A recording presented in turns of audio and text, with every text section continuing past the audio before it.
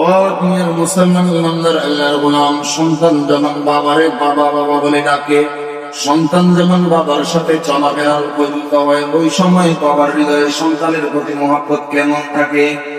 আপনার আমার প্রত্যেকের সন্তান আছে, একটু চোখটা বন্ধ করে কল্পনা করেন বাবার হৃদয়ে সন্তানের প্রতি কত মহব্বত।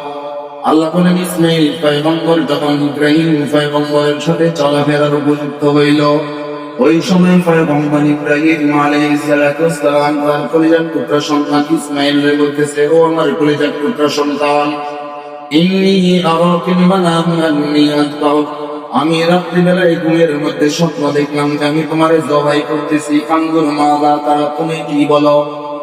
আমি স্বপ্ন দেখলাম যে আমি তোমারে কি করতেছি? জবাই করতেছি, তোমার কি খেয়া? قال يا أبت افعل ما تؤمر ستجدني إن شاء الله من الصابرين। যেমন বাবা তেমন ছেলে।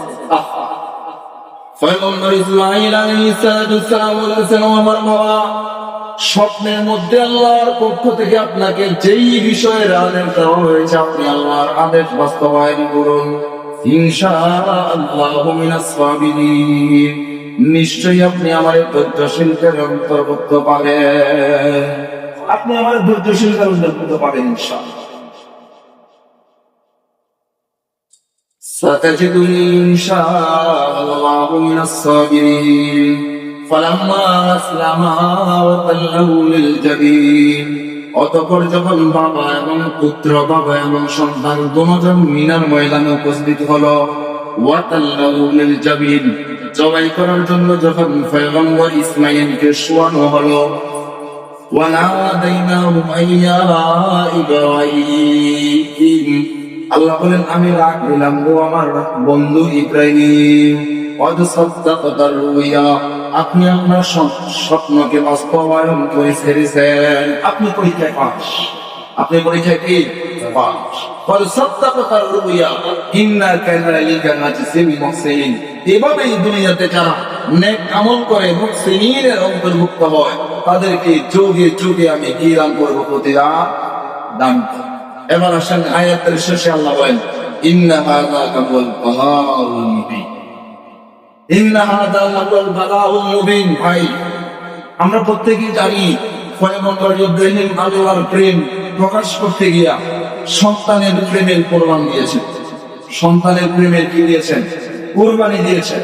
কোরবানি মানে শুধু পশু জবাই করা না, কোরবানি মানে ত্যাগ স্বীকার, কোরবানি মানে আত্মত্যাগ। আমাদের হৃদয়ে সম্পদের মহব্বত বেশি বিদায় আমরা সম্পদের কোরবানি করি।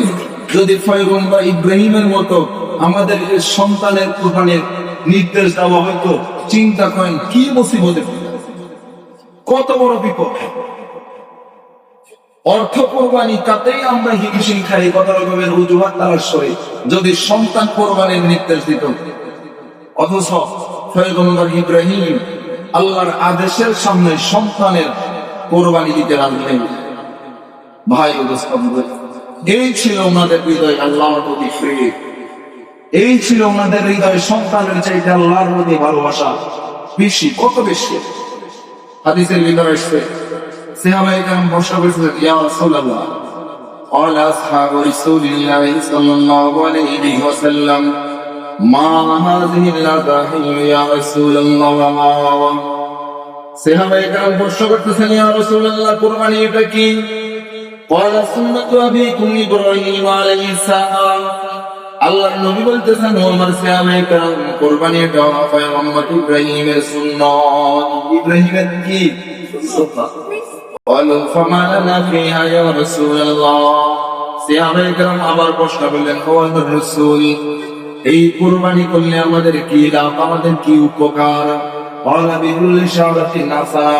আল্লাহর নবী বলছেন, কুরবানির পশুর গায়ে যতগুলো পশম আছে, প্রত্যেকটা পশমের বিনিময়ে আল্লাহ কুরবানি দাতার আমলনামায় নেকি দান করবেন। সুবহানাল্লাহ, যতগুলো পশম আছে প্রত্যেকটা পশমের বিনিময়ে কি? নেকি। এরপরে সাহাবায়ে কেরাম আবার বসা করতেছেন, قالوا فسوق يا رسول الله। রাসূল, ভেড়ার গায়ে তো পশম বেশি, ভেড়ার গায়ে কি পশম বেশি। আমাদের মাঝে যদি কেউ ভেড়া দিয়ে কোরবানি করে, তাহলেও কি পশম অনুযায়ী নেকি পাওয়া যাবে? রাসূল বলেছেন বিকুল্লি শাওরাতিন মিনাস সুফি হাসানা। কোন আল্লাহর বান্দা যদি আল্লাহকে রাজি খুশি উদ্দেশ্যে ভেড়া দিয়েও কোরবানি করে, ভেড়ার গায়ে যতগুলো পশম আছে প্রত্যেকটা পশমের হিসাব করে তার আমলনামায় কি দেওয়া হবে? নেকি দেওয়া হবে। সুবহানাল্লাহ। কত বড় ফজিলত, কত বড় ফজিলত এই কোরবানি। আসলে আমরা তো কোরবানি করি, কিন্তু পয়গম্বর ইব্রাহিম আলাইহিস সালাতু ওয়াস সালাম যেই ত্যাগ স্বীকার করে কোরবানি করছিলেন, যেই প্রেম নিয়ে কোরবানি করছিলেন, সুন্নত ইব্রাহিম পালন করে সত্য, কিন্তু আমাদের হৃদয়ে ওই ত্যাগ আর ওই প্রেম নাই।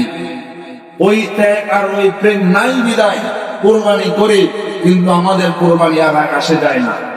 আমাদের কোরবানিতে গোশত দেওয়া হয় সত্য, রক্ত প্রবাহিত করা হয় সত্য, কিন্তু এই কোরবানি আসমান পর্যন্ত যায় না।